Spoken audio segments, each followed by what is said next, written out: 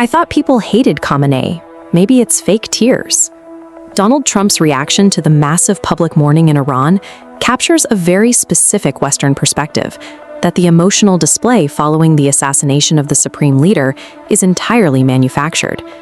Then we look at the reality on the ground. Millions of Iranians have flooded the streets around the Grand Masala in Tehran, forming an ocean of black clothing around a central platform draped in the national flag. The focal point of this massive gathering is the public presentation of the caskets holding the supreme leader and his granddaughter. The visual of a slain family member has triggered a completely visceral, deeply personal response from the public.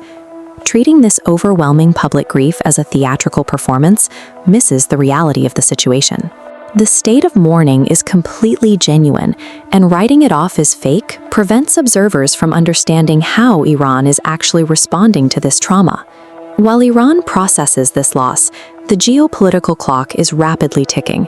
The US president has publicly issued a strict one-week ultimatum to Tehran, setting a very tight window before potential military escalation. This hardline stance is coupled with boastful rhetoric. After a phone call with Israeli Prime Minister Benjamin Netanyahu, Trump confidently stated that the region knows exactly who the boss is, projecting a high level of coordination and perceived dominance. On the ground in Tehran, explicit banners written in clear English are rising above the crowds, delivering blunt promises of violent retaliation directly to Washington. We have a severe disconnect. Western leadership is projecting total control, while an increasingly radicalized Iranian public is actively demanding revenge.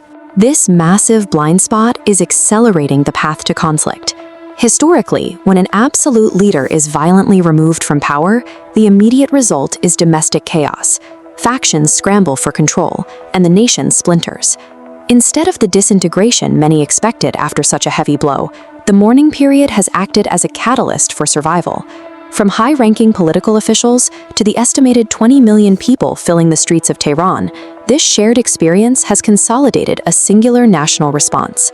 The shared trauma of losing Ali Khamenei is acting as the emotional glue holding the entire state apparatus together.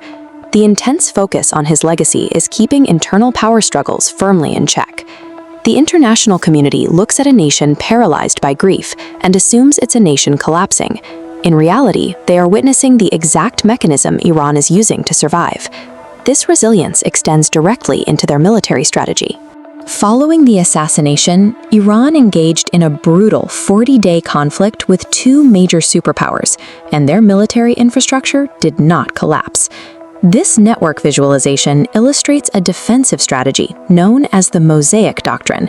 Instead of a rigid top-down hierarchy, Iran's military is structured as a localized grid of independent command nodes. If a central command hub is destroyed in a decapitation strike, the surrounding localized units are already authorized and equipped to operate on their own. They instantly reconnect and continue the fight without needing orders from the top.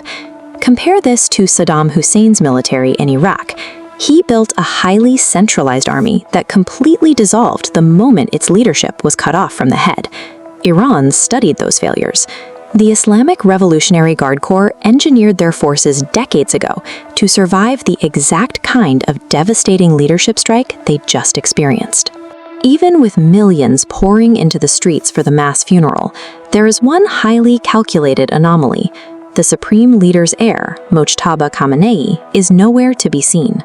His physical absence at his own father's funeral proves that Iran's leadership is operating on cold, mathematical survival logic. Knowing he is Israel's primary target, they have sequestered him in a secure bunker to preserve the succession line. This calculated paranoia extends to how Iran views the wider region.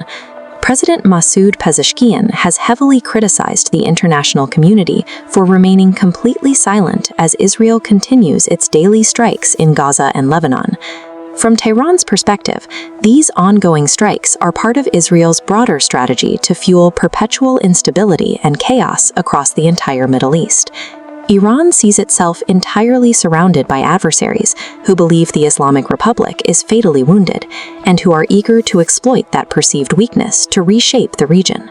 The West is operating under the assumption that the assassination of the supreme leader delivered a final regime-ending blow. The massive crowds and the explicit anti-American banners draped across Tehran tell a different story.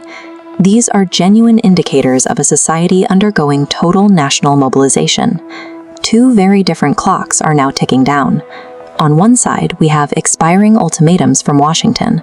On the other, Iran's decentralized military nodes are quietly and rapidly coming back online. Iran is concluding its period of mourning by finalizing the mobilization of a heavily armed, unified state for the next phase of the conflict.